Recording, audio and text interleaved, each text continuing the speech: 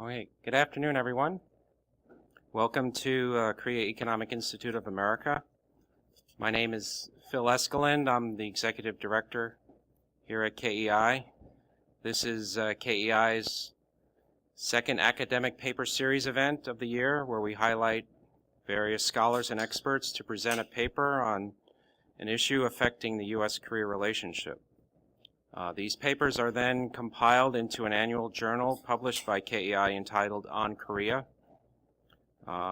Papers presented at KEI last year are in volume 11, and this publication is available for free outside the table in the lobby.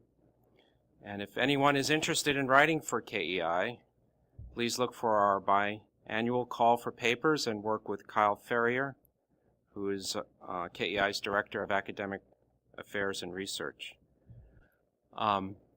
Well, for today, perhaps our APS paper is trying to be too current.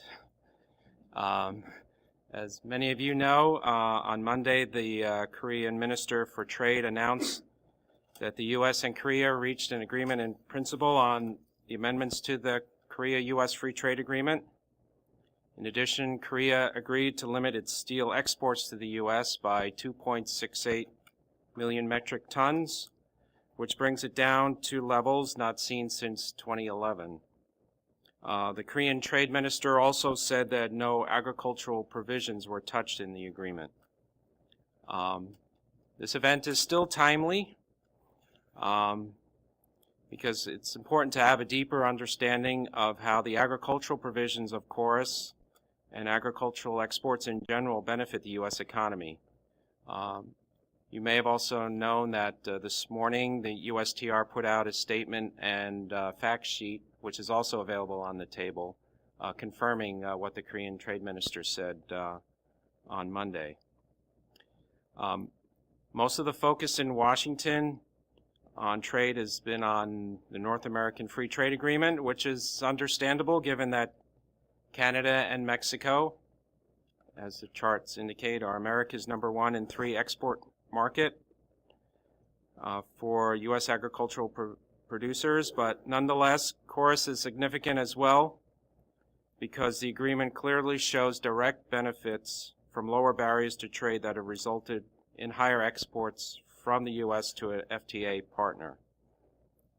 Because prior to KORUS, the average trade-weighted tariff imposed by Korea on agricultural imports was 55%, while the Korean import duty on non-agricultural products was 4%, thus bringing tariffs down to zero on almost every product imported into Korea by 2022 will continue to disproportionately benefit U.S. agricultural producers. South Korea, with a population of just 51 million people, is ranked 27th in the world, is America's 6th largest export market for farmers and ranchers.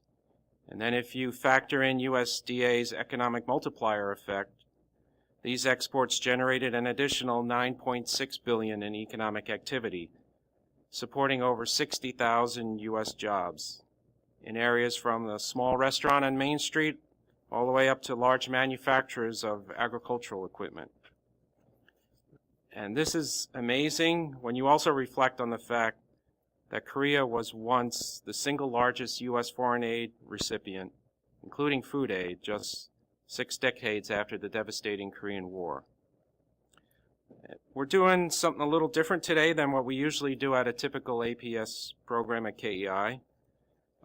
We are privileged to have with us today 3 experts on agricultural economics. Their full bios are before you, but let me briefly introduce them. First, we have my friend Dave Opedal, who's a senior business economist in the Economic Research Department at the Federal Reserve Bank of Chicago and specializes in agricultural and the rural economy. Dave is originally from South Dakota, and I've known Dave since we went to school together a few years back at Wheaton College in Illinois. He'll talk about the broader picture and the importance of exports to farmers and ranchers. Next, we have Veronica Nye, who's an economist at the American Farm Bureau. We'll discuss the benefits of the KORUS FTA to specific agricultural products, except for beef. You can include beef if you want to. It's hard not to talk about beef in this meeting. She's originally from Missouri and has a bachelor's degree in agricultural economics from the University of Missouri, Columbia, and her master's degree in economics from the American University, where I also went for my graduate degree. Veronica previously worked for the Missouri Department of Agriculture and the Foreign Ag Service at the U.S. Department of Agriculture. And finally, we'll have the APS presentation by Dr. Jin So, who is a visiting scholar and adjunct professor at the U.S. Korea Institute within the School of Advanced International Studies at Johns Hopkins University. He also serves as one of the board members here at KEI. Dr. Saw received his MS and PhD in agricultural and resource economics from the University of Maryland at College Park. He is the go-to person in Korea to understand Korea's approach to agricultural trade. He will specifically discuss the benefits of the KORUS FTA in promoting U.S. beef exports to Korea, which was one of the more controversial provisions that was debated in Korea during the first round of the trade negotiations back in 2007. So each panelist will have about 10-15 minutes to speak, which will be followed by a couple of questions from me and then questions from you all. So Dave, the floor is yours. Thanks, Phil. It's an honor to be here today. I haven't been back to Korea since I served there in the 1980s, so I had a lot of, and it's a beautiful back. Realized that the Korean War was way in the past history. It seemed like it was, already a dynamic country, and that was, 3 decades ago. So I'm sure it's grown, and obviously the numbers show that Korea is much have a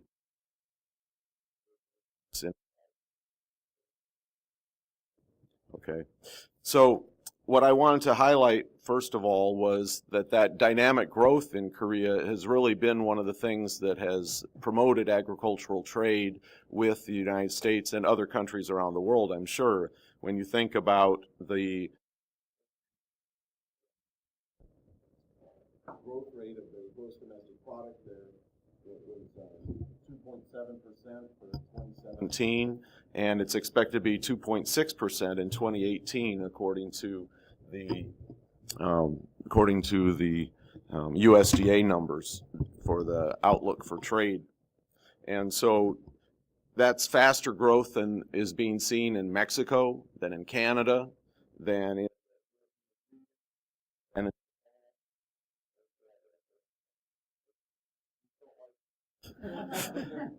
so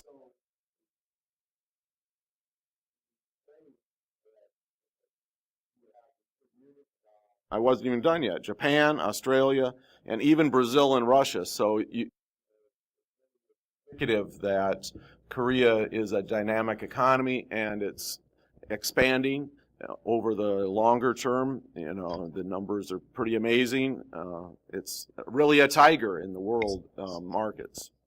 And so, Say so we don't work for Phil. okay, Sorry. probably made in Japan, right? No. Okay. Okay. Okay. So when we think about the growth in the world, though, you have countries like China, Indonesia, India that are growing even at a faster rate because they aren't as developed. Korea has gotten to a point now where it's gone through that faster catch-up stage a little bit and is becoming more of a developed nation. So it's an interesting time to be thinking about the role of Korea and U.S. Trade within the context of the larger picture, and that's something that we look at the Federal Reserve Bank of Chicago, thinking about the U.S. economy and how it fits into the world, and obviously our growth is impacted. And one of the areas that we have suffered a little bit in our growth is when the dollar gets stronger. It makes it more difficult for us to export products, and we have had a little slowdown in some of our exports, so that's been a drag on our growth, in especially the fourth quarter of last year. It was a minus 1.1% on total growth in terms of the negative impact. But of course, all those imports that we have are of a benefit to the United States because our consumers, that's how we can have our lifestyle. So it's a interesting dynamic that you need to have both the you want to have imports and exports to both boost your own production, but also to help feed your people, whether it's around the world. And obviously, Korea, as we're focusing on agricultural trade today, is a country that benefits from the U.S. exports to Korea, whether it's beef or other products, and that's something that's important for the consumers in Korea as well. And when you think about the terms of trade, the United States can expect that the dollar is going to lose about 4.9% of its value versus the won in 2018 in real terms, adjusted for inflation. That's what the USDA expects after a 2.4% increase last year in the won's value to the dollar. So you see some of those impacts, coming into play in the volatility of the trade, but at the same time, there are lots of other price changes that are going on, not just the values of the currency per se, but it's a broader picture. And so I'll let Veronica touch on some of those a bit more. But trade with Korea and the United States is growing. Obviously, it's probably too soon to say definitively how that's going to be long-term when we're still in the implementation phase of the reductions in tariffs. But at least at this point, it seems like there's a lot of encouraging figures, even though there's some volatility there, with imports rising faster overall for the United States than we're exporting. So there's been a bit of an increase in some of the trade deficit, which maybe came into play with some of the political discussions. But at the same time, in agriculture, our surplus has been improving. So the United States has been exporting more to Korea than we had prior to the agreements. And so it's a good thing for the United States farmers and the rural areas that we see in the Midwest, whether it's in corn production areas in Illinois or pork producing areas, particularly in Iowa, a lot of dairy producers. And so it'll be interesting to see what happens in a few years when the cheese tariffs are reduced, and maybe there'll be some additional gains there for the Midwest. But at the same time that we see these kinds of longer term forecasts from the USDA anticipating, continued growth in pork exports and things like soy meal to Korea. There's just the larger picture that the middle class of Korea is growing. The people there have demand for certain products, and as U.S. farmers are able to meet those demands and to be able to tailor what they grow, what they produce to what the consumers desire, that I think is going to be a big factor in how things move forward. And the middle class is not developing just in Korea, but in places like China, of course, and India. And so that and the urbanization factors are going to continue to push agricultural trade forward in the generations ahead.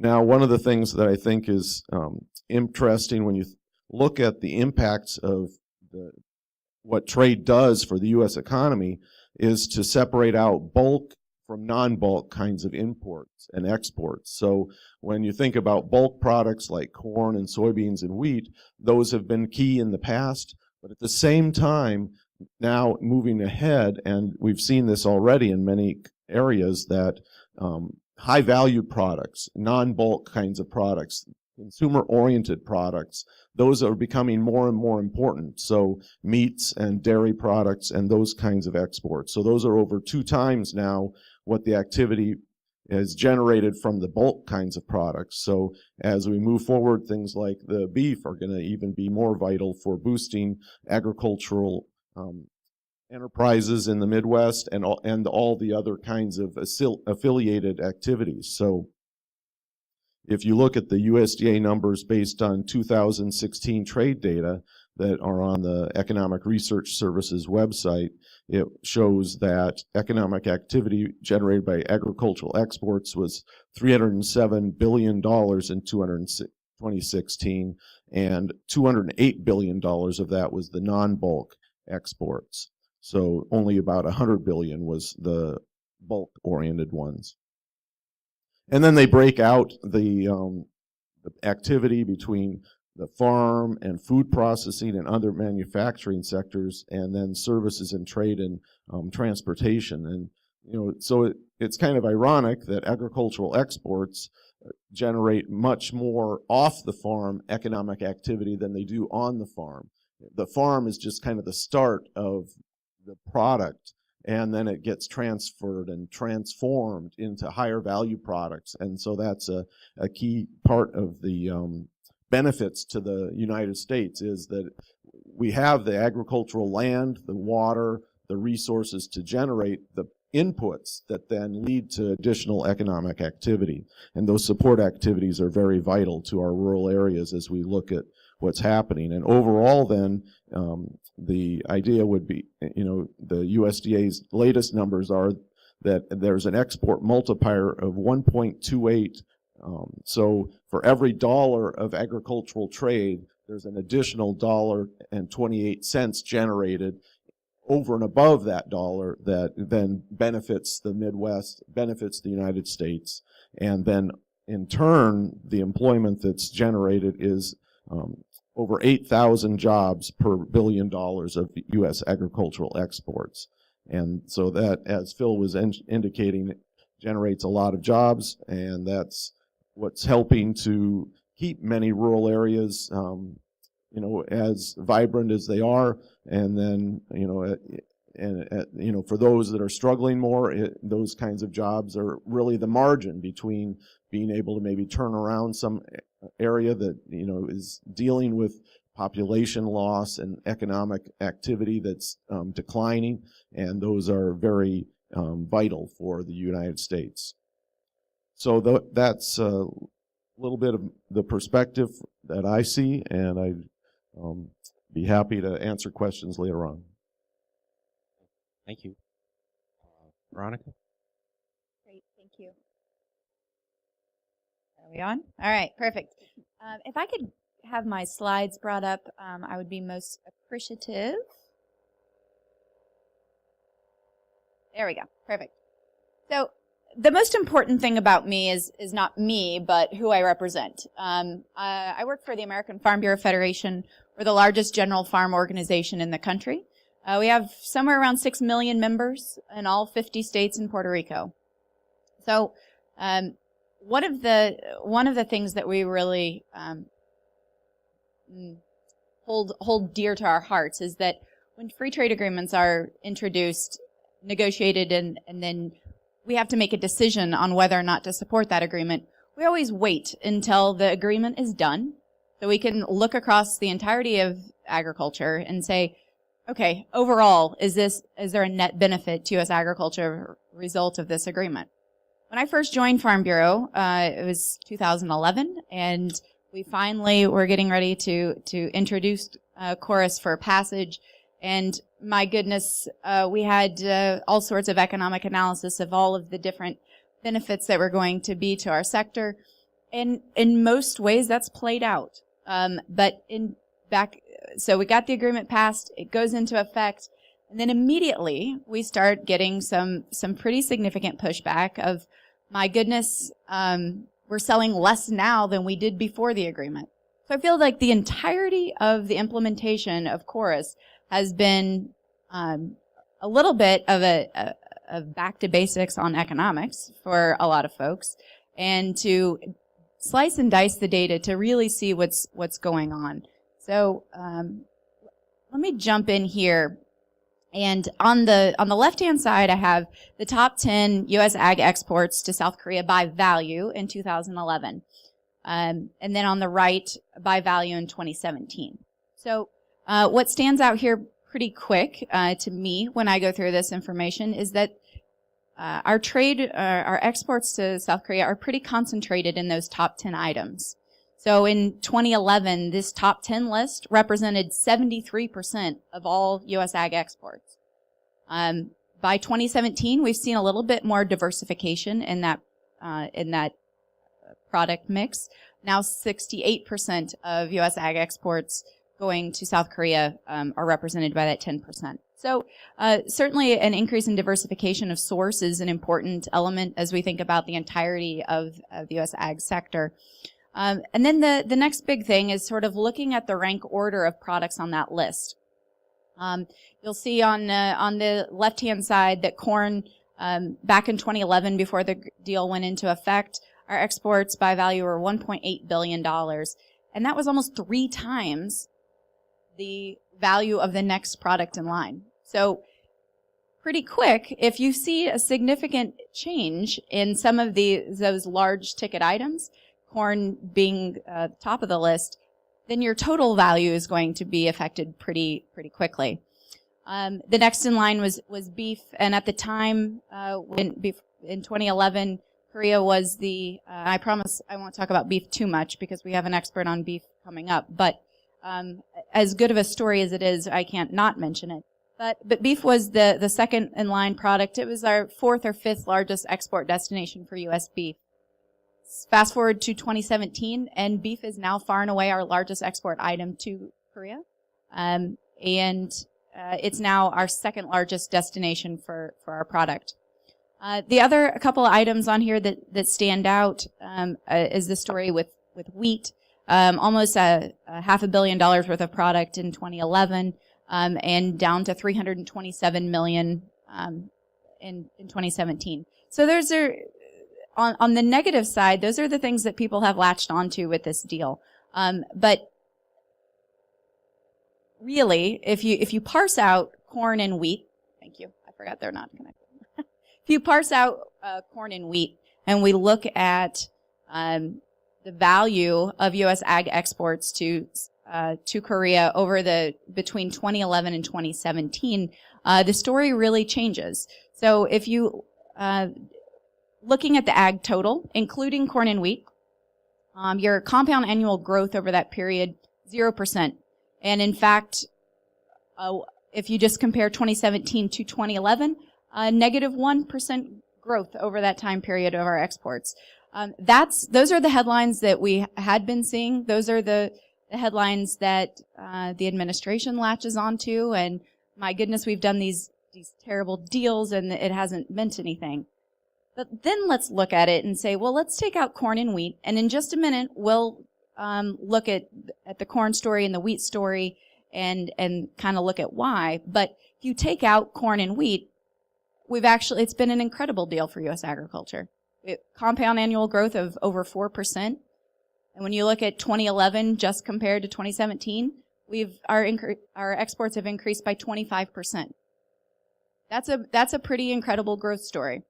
So then moving on, let's talk a little bit about those sort of the monkeys in the room, and that starts with the corn story.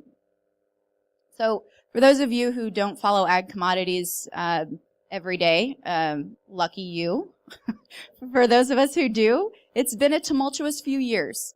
2011 and started the increase in some pretty significant increase in the price of corn in the U.S. That 2012 and 2013, that story continued. 2012, we had a fairly significant drought in the U.S., which helped push those prices up.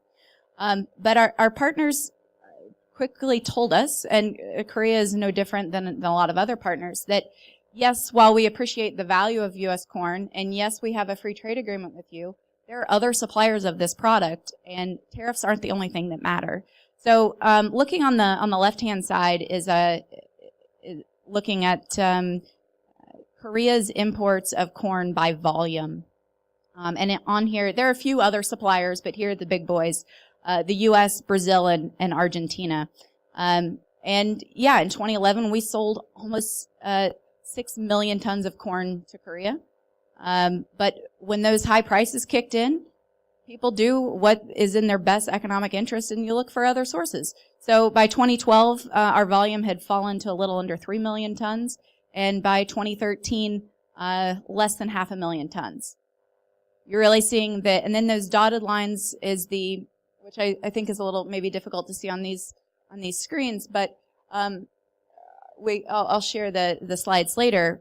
But what you see is the pretty obvious dollar per ton difference between Brazilian, Argentinian, and U.S. corn, and it's pretty obvious why we lost market share. Now, let's move on to 2014 through the present, and you're starting to see volumes recover. The U.S. market share has come back with a vengeance, as our value on a per ton basis is much more in line with our competitors.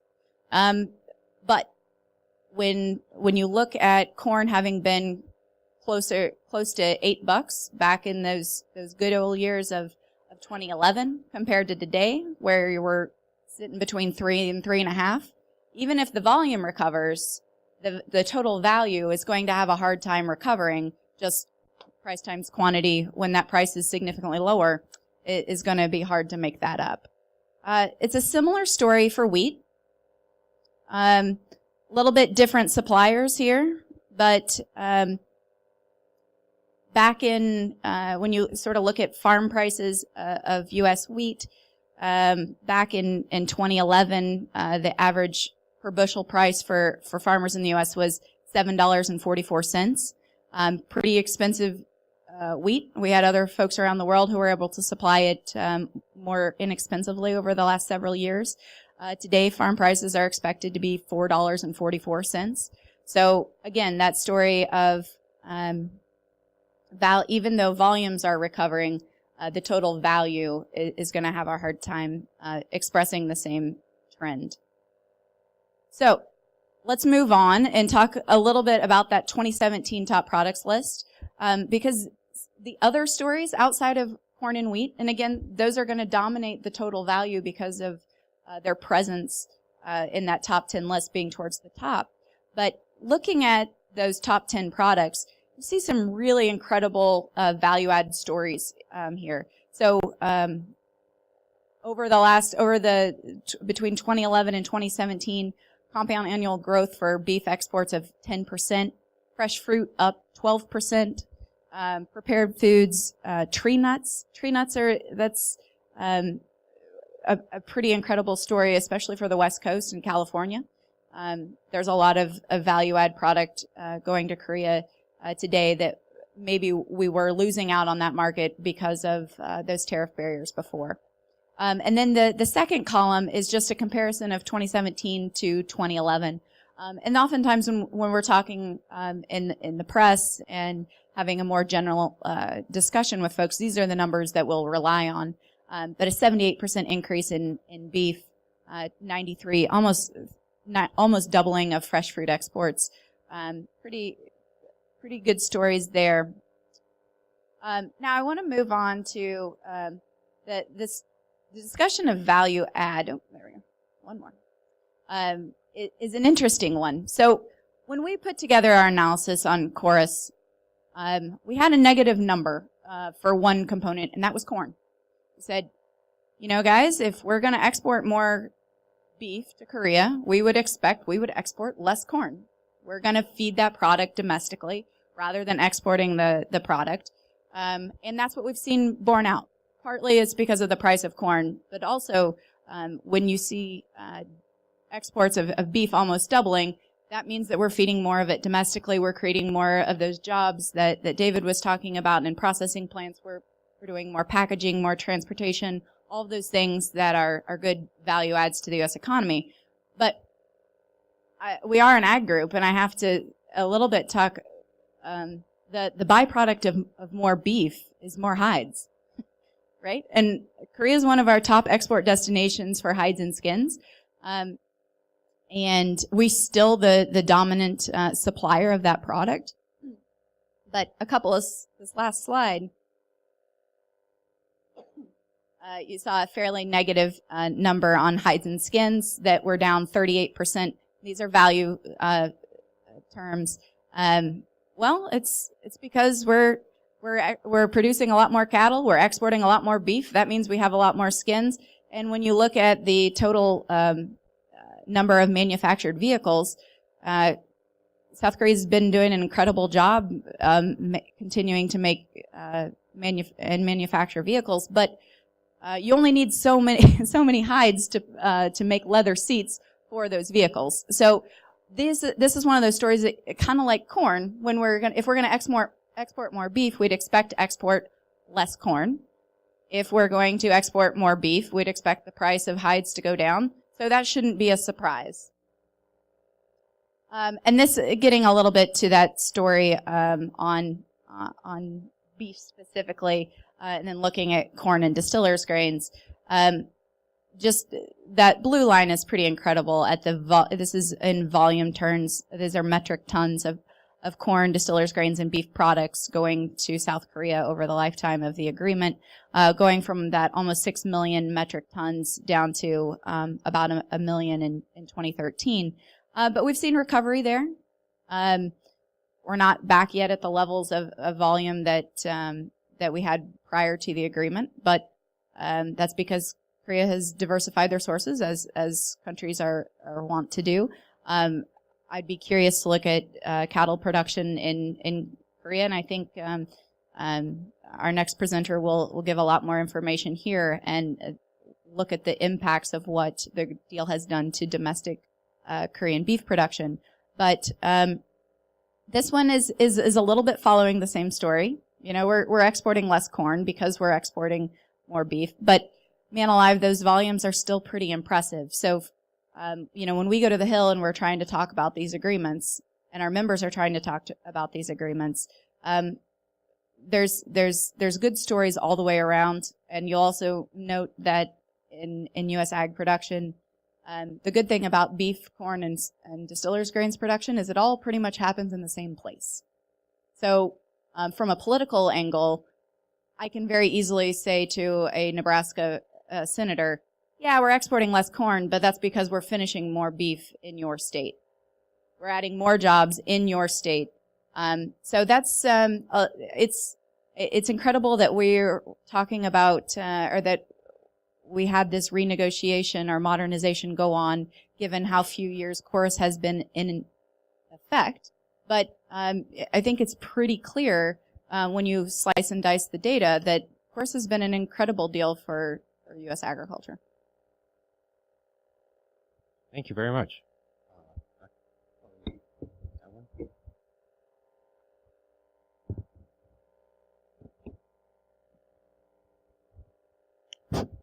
Okay. Thanks, Phil. And again, I really appreciate the KI, the President, Mr. Manjula, and KI, the staff member, for inviting me to this interesting seminar, and also really pleased to be here with you. Today, I would like to talk about the beef issue at the amendment negotiation of KORUS FTA. And although, according to the latest news from Seoul, probably both the United States and South Korea reached agreement to revise current trade pact. But still, I am thinking that the beef issue is very important for both countries. And for example, from the United States perspective, the beef is the most important agricultural export to the South Korea. And also, from the viewpoint of South Korea, beef is also very important product in terms of value of production. And particularly in South Korea, beef is a very politically very sensitive item also. So I think it is. So I think the result of the KORUS FTA renegotiation could significantly affect on both the beef side at the both economy, both countries. And that is why I think that it is very important to examine the possible economic impact of revising the beef section of KORUS FTA on trade between two countries. And so actually I estimate the import demand elasticity of South Korea, and also conducted some the policy simulation. And so let's say some check it in more detail. And the first, I would like to emphasize some general feature of agricultural trade between two countries. And as you see in the screen, the United States really enjoyed the agricultural trade surplus with South Korea. So for example, 2017, the last year, U.S. U.S. agricultural export to South Korea actually is $6.9 something billion. So the agricultural trade surplus reached to $6.3 billion in 2017. Although the United States trade deficit in industrial good trade with South Korea increased during the last 5 or 6 years, but exactly the opposite story is true, at least in terms of agricultural trade between two countries, as you see in this slide. And then what is an important item in agricultural trade?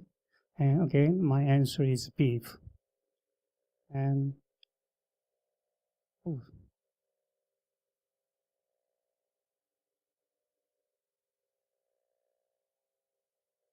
okay.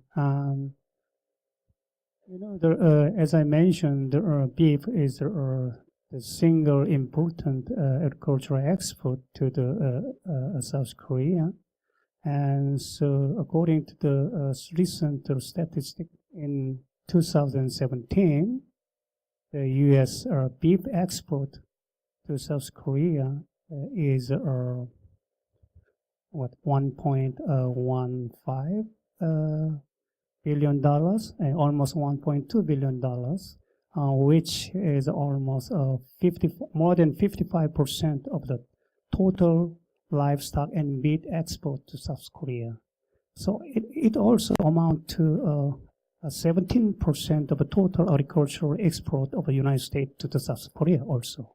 So the beef is very important for United States.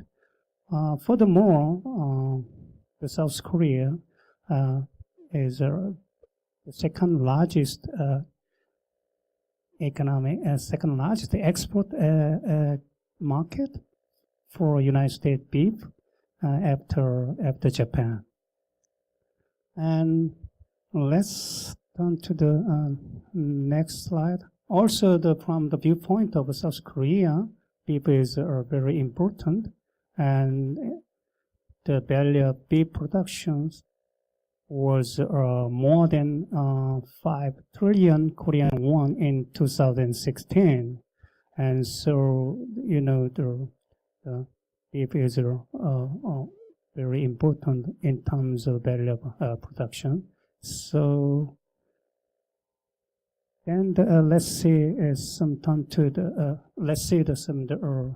trade aspect of the beef between the two countries. You see, the U.S. beef export to the South Korea was almost zero during the 2004 to the 2006, because at the time the South Korean government banned the beef import from United States due to the discovery of BSE peers. The meaning of BSE. So almost at the time the United States export to South Korea was almost zero. But after that, the United States beef's export to the South Korea has recovered, steadily recovered, and the last year 2017, as I said before, the United States beef export to South Korea was almost $1.2 billion, and that is a historical record. And so I guess the United States actually recaptured its previous position, which means a primary supply of imported beef in the Korean beef market. And then let's see the aspect of Korean consumers' demand for imported beef. As you see in the screen, interesting is that the frozen beef is roughly represent almost more than 70% of total beef import in South Korea. So you can guess maybe those Korean consumer prefer frozen beef rather than to the chilled beef. And also the Korean consumer can distinguish U.S. beef and Australian beef. You know, the U.S. beef are like mostly the grain-fed beef, and also the Australian beef is grass-fed beef. So normally, in general, the grain-fed beef, like United States beef, is highly more marbled than the Australian beef. But the marbled beef is prepared by the Korean consumer. And also, you know, such kind of characteristic of a Korean consumer for the imported beef. I actually, in order to such kind of characteristic of Korean the beef consumption, I adopt some production version of a Rotterdam demand system, like that. So as I said before, the Korean consumer distinguishes between the Korean and the United beef, U.S. beef, and Australian beef. Also can distinguish frozen and chilled beef. So I use such kind of some complicated demand system, which allows me to reflect such kind of the interesting aspect of Korean consumption on beef. So I will skip this part because you know, this is not the econometric class. And also, I believe all of you in this room do not like a very complicated econometric equation like me. But as you see in the screen, the econometric estimation result is not bad, and also consistent with the demand theory. And then actually I set up two hypothetical scenario for conducting the policy simulation. The first scenario is the case of breakdown of KORUS FTA renegotiation. You know, Mr. Trump so often told us the withdrawal of the United States from the KORUS FTA. So under the scenario 1, the Korea's the tariffs in beef, particularly on the United States beef, tariffs goes on to the 40% from the current level, the 21.3%. And then I set up the scenario 2, which reflect there is a very small change in tariffs in the imported beef. I think the scenario two is also possible because both countries fully understand political sensitivity of beef in South Korea. So I established such kind of two hypothetical scenario and then conduct the policy simulation. And next two slides shows the result of policy simulation. And in the scenario 1, the main outcome or prevailing outcome is a substitution effect, which most of the U.S. beef export to the South Korea will be replaced with Australian beef. And overall, the U.S. beef export to South Korea decreased by more than $150 million in value term. And that is more than 16% of a decrease. And of course, Australian the beef export to South Korea increased almost more than 9%. And then in the scenario 2, as is expected, so the U.S. beef export to South Korea a little bit increased, but not so much. And also there is no substantial change in Australian beef export to South Korea. So what's the point of my presentation? As you know, there is a very strong price competition between beef import from the United States and Australia. So the relative price of U.S. beef goes up, and then probably there should be a loss of substitution effect between the Australian beef and United States beef. So this is why I recommended to both government. Okay, so good, but both government should make some agreement to revise the beef section of the KORUS FTA, but that revision should be a very little or small change in the beef tariff. Lastly, let me close my presentation with the following mention. You know that I am an economist, not an astrologist, but fortunately, according to the latest news from the Seoul, both United States and South Korea agreed to revise the current KORUS FTA trade pact with no change in beef tariff. Thank you. Okay. Thank you all very much. Just take maybe the prerogative of the moderator here and maybe just ask a couple of questions and then open it up to the floor here.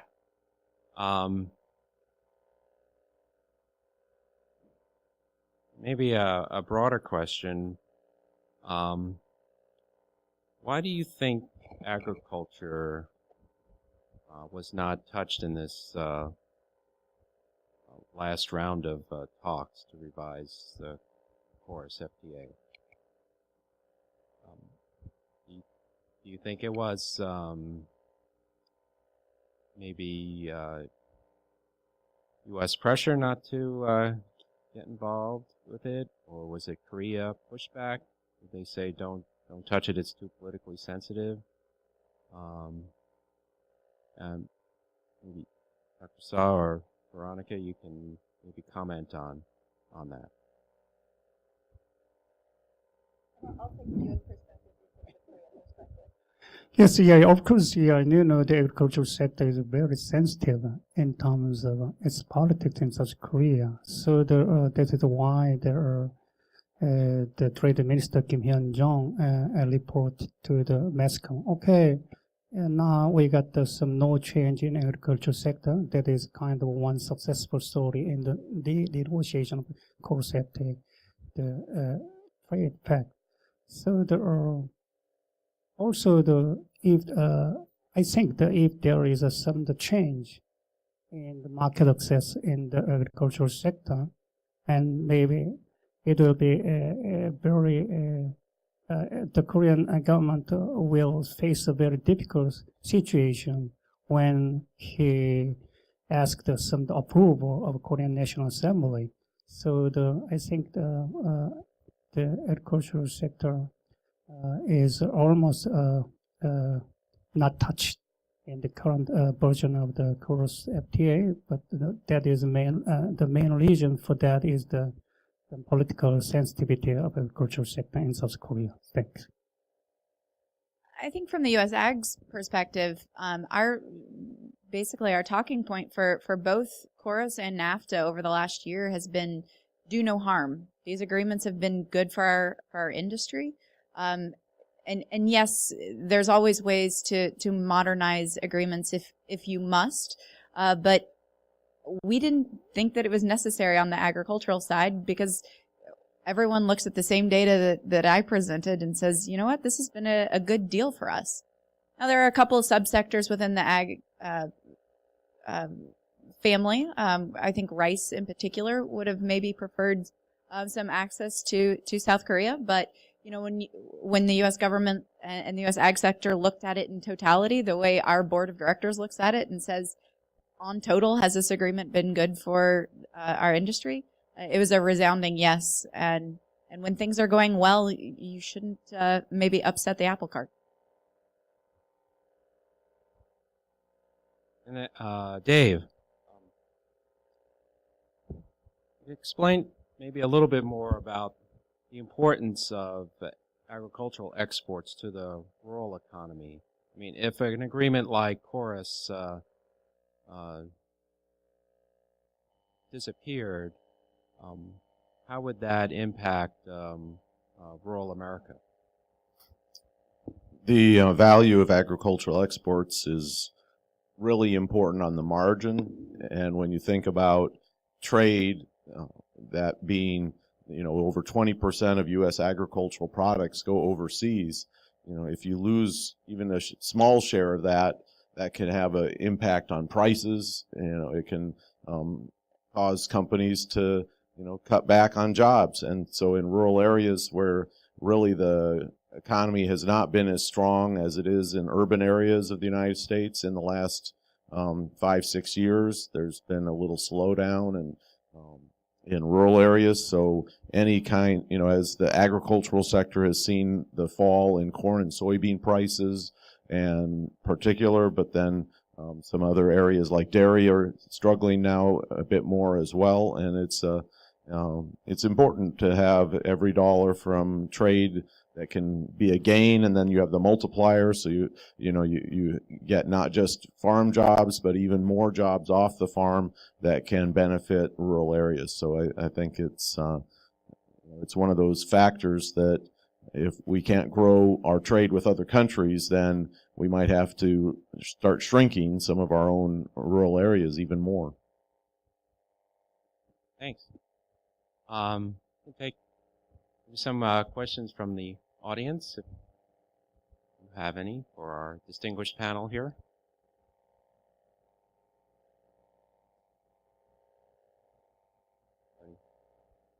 And why don't you say your name and identify your organization? Troy Sangarone here at KAI. So one of the things that I'd be interested in is, and maybe this is more a question for Veronica, now that we have KORUS in place, you showed how sort of the trade mix has changed, but are there any products you can tell us about that we really didn't have much trade with Korea on before, but now because of KORUS and the change of the tariffs, we're actually seeing U.S. exports to South Korea? Good question. I have that information here. Let me pull it up real quick.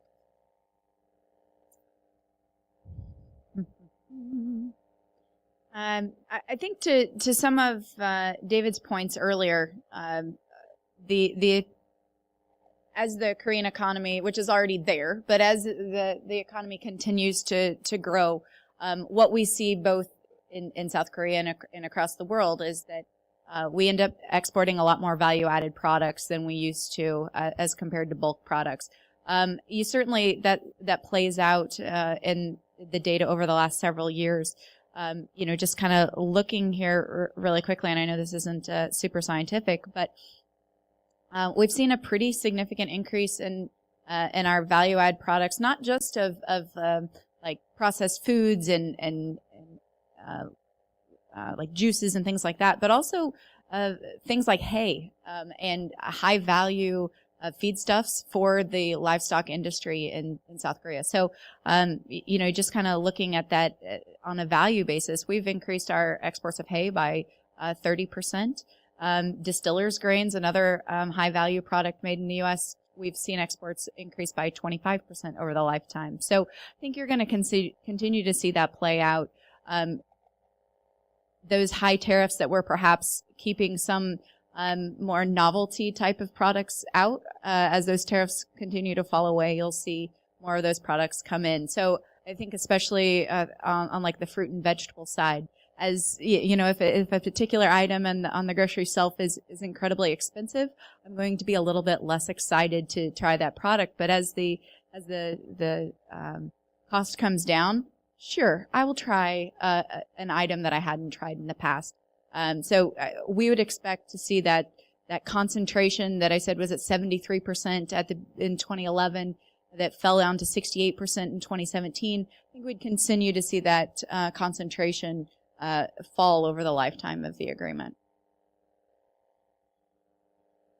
Yeah, we're always amazed at the little stories when we go visit different member offices, like cherries from Michigan and blueberries from Oregon, lobster from Maine.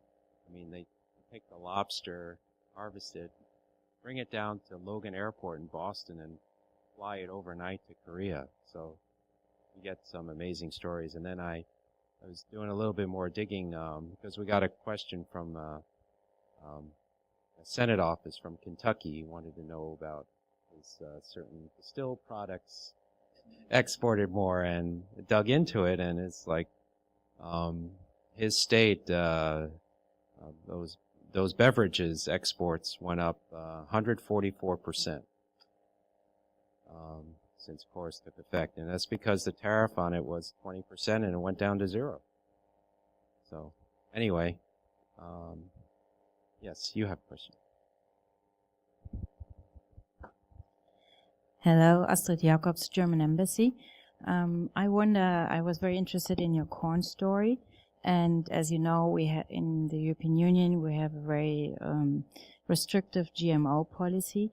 So I wonder, in going down the corn exports to South Korea, did their policies on GMOs also play a role? Thank you. So I think that's an interesting question. But when we look at who substituted product into South Korea, it would appear no. When the substitutes were Argentina and Brazil, which are also large growers of biotech products, I would say that I mean, I don't have an econometric model here to isolate the different impacts. And you're all thankful for that. But, you know, kind of looking at that total volume is still pretty steady, and looking at who Korea substituted product from, I would hesitate to ever say there was zero impact, but it would appear that it played a really minor role, if any. Other questions? Yes.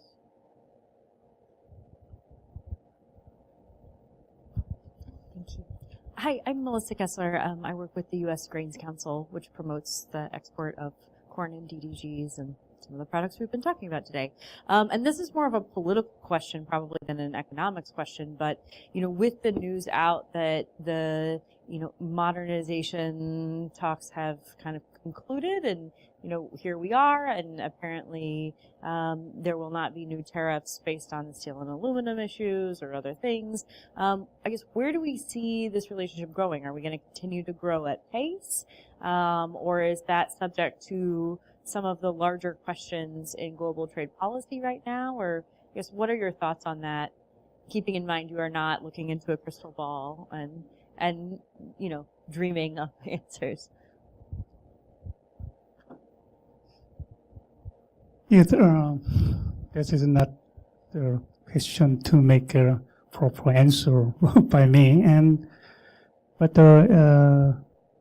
agricultural sector is still the sensitive in South Korea, but still, according to my model, particularly in at least the beef sector, there are the U.S. recapture is the previous position, which the United States is the primary supplier in the imported beef in the Korean market, and there are still the U.S. the beef export to South Korea, including maybe the most of the agricultural product, still shows a very steadily increasing trend. Okay, so there are, even though without any kind of additional market access agreement in a KORUS FTA in renegotiation, I guess the U.S. can get there, or U.S. can expect fully certain amount of increase is the agricultural export to South Korea. Also, that could be a very helpful for both economy, both country, because suppose both country fail to the successful agreement in beef issue, and then just what I said before, and such a happen could be a substantially gain for Australian beef at the expense of United States beef. So I think both countries do not like such kind of situation, like the fishing in a troubled water. And so I think current state the outcome of a renegotiation KORUS FTA could be a very mutual benefit for both South Korea and the United States, and also, in my personal view, United States will get a steady increase of agricultural export to the South Korea. So the element that I would add to this, if we're going to fully acknowledge that this is political, is that all things equal, which is our favorite thing to say, yes, Korea continues to grow, U.S. ag exports will continue to grow, but the thing that we can't control is that South Korea is negotiating and signing free trade agreements with other countries. So, and this is, I think, the big fear of the U.S. ag sector in the U.S. is that we all breathe a sigh of relief that KORUS is perhaps put to bed now, but we still have NAFTA renegotiations going on, and that breeds a fair amount of uncertainty. And we don't have any ongoing negotiations right now that are active. Getting out of the former TPP was a big deal. And TTIP has been pretty much on ice for quite some time. So when we start thinking about those agreements that we have that would bring new market access to the U.S., it's pretty limited. But other countries around the world don't just wait for us; they're signing FTAs with each other. So we certainly would be concerned that we would lose market share, not because of anything that the U.S. is doing, perhaps. Well, that's the point, right? If the U.S. isn't signing agreements, but other countries are, even with our good trade partners, that we could potentially look at losses of sales because of lack of action on our part. If I could also add one other point, there's also another big trade action going on against China. So you have the 301 action, in which I think China's already angry on the steel, and then they did a little 3 billion possible tariffs against U.S. products on that. And I think they're waiting to see what the final thing will come out of the 301.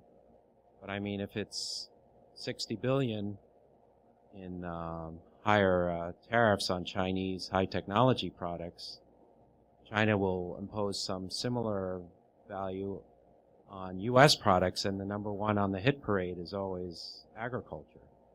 Particularly, I think soybeans is, if not the largest, it's a major export item to China. And then to bring in Korea on this, I mean, there is almost a third of all of Korea's exports, I think, is in form of intermediate goods that go to China that is incorporated into some other final product. So even though we've solved this KORUS problem right now, what American action against China could hurt American farmers in a Chinese retaliation, and then could hurt Korea in terms of intermediate goods that wind up in your Apple, smartphone and things like that. Anyway, do we have any more questions? Yes. Hi, I'm Jen. I'm also here at KEI. I'm wondering, perhaps Dr. Suh can talk about this, even though it wasn't really what you presented about, but unlike the United States, South Korea does have to get approval from the National Assembly for this deal that would go through. So politically in South Korea, how is the deal being seen? I know it's relatively quick, but do you think there will be political issues within the National Assembly passing the deal that they have come to? Yes, I don't know why I received lots of difficult question to make a response. And anyway, I think the current provisional, temporary agreement between two countries on the renegotiation of the KORUS FTA trade pact. That's my personal evaluation on that is not so bad for both countries. Particularly, in Korean side, even though Korea allows the extending of tariffs on pickup truck, up to the more than 20 years. So the pickup truck, the tariff 25% will be maintained until the 2041. Almost middle, but also the South Korea allows some increase in some order number which cannot be applied to the new safety rule, and such kind of option could be very beneficial for United States side, but still in the Korean side, such kind of agreement. I think will not damaging a significant country for auto industry in South Korea. And because the current the number of auto export to the South Korea is just around 10,000 something. So I guess current agreement could not affect a significant country on the auto industry in South Korea, and also the agricultural sector. There is no substantial, actually no change in any kinds of market access in the agricultural South Korean agricultural market. So I think the Korean government will not face any kinds of difficulty in passing that provisional agreement at the National Assembly. But although there will be some conflict between the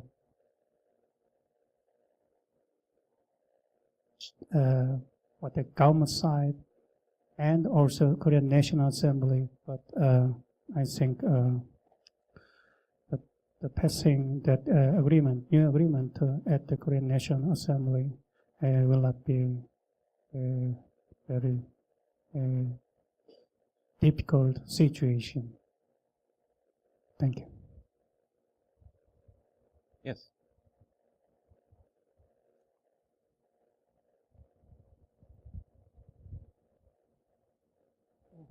thank you for your interesting and thoughtful presentations. My name is Abraham Avedor, formerly with the Foreign Agricultural Service of USDA. So my question relates to the long-term prospects in for U.S. egg exports in the Korean market, given that other countries, as noted, are very aggressive negotiating their own agreements. There is now the Trans-Pacific without the U.S., and on top of that, the U.S. is suffering from what is called the tyranny of distance. You know, the shipping costs are much, much larger as compared to Australia and New Zealand and so on, which can provide many of the same products as the United States. So, again, how do you see the long-term prospects for the U.S. In the Korean exports in the Korean market? And also, in terms of trade policy, how do you envision the role of the WTO in resolving disputes? There was a mention here of China 301 and bilateral action and so all this and that. Is the WTO is supposed to serve its traditional role as resolving disputes under panel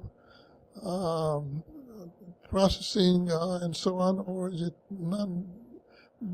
being done ad hoc-ish by imposing increased border protection? Thank you.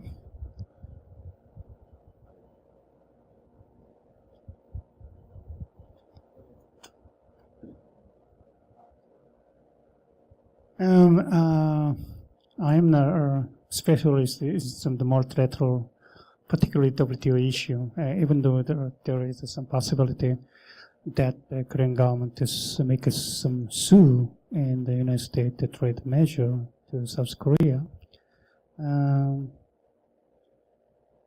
But you know, South Korea, the economic development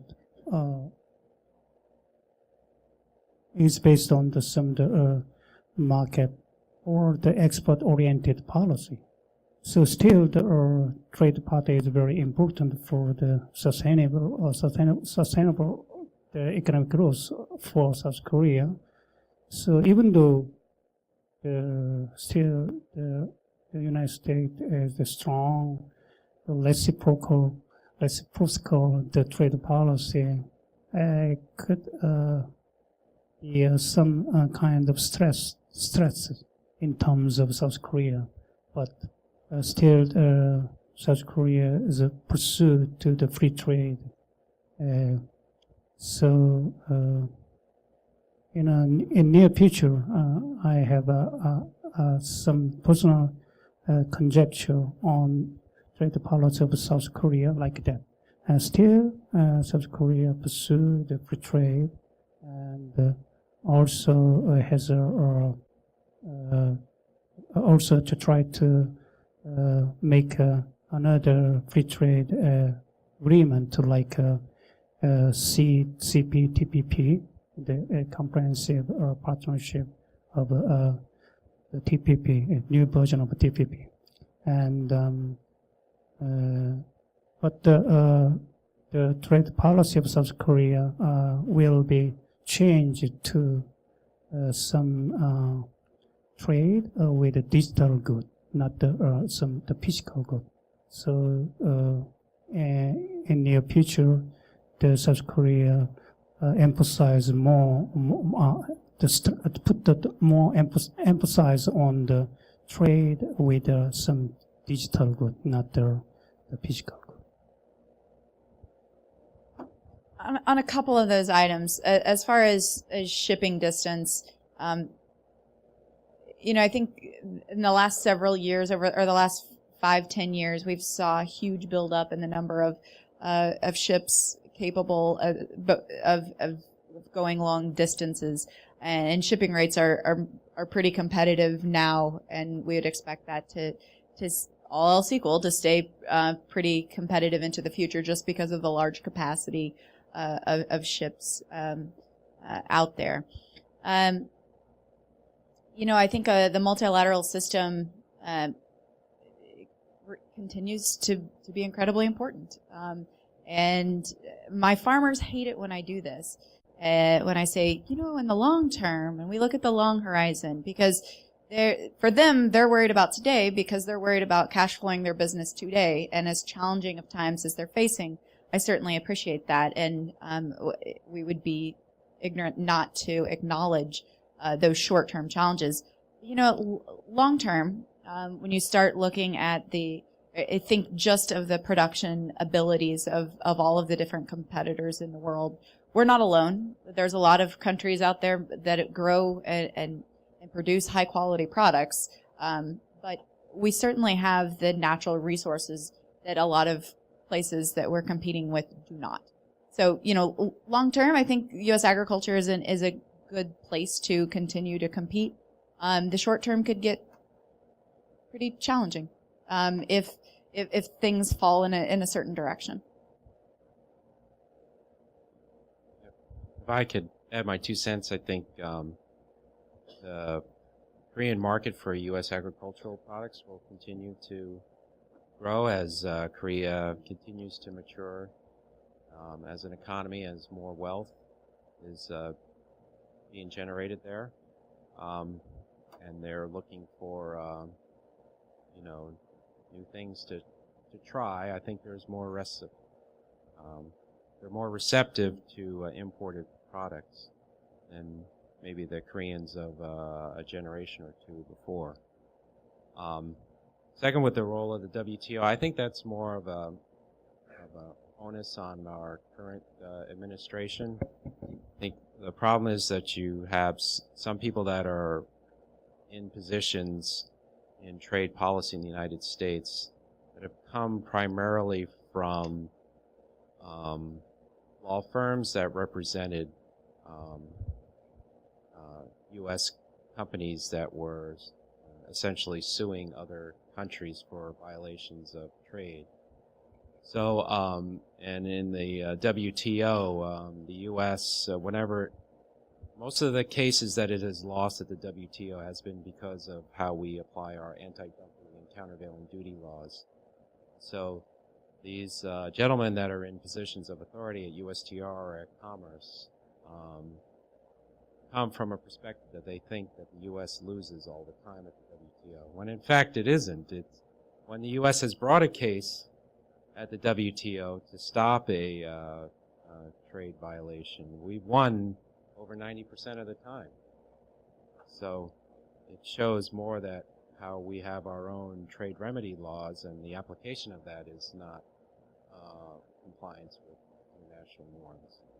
So I think you have to overcome the hurdle right now where we have certain people in authority who are in U.S. trade policy in the executive branch that are skeptical of multilateral institutions like the WTO. Do we have any more questions? Seeing none. Thank you all for coming, and please give a round of applause to our panelists.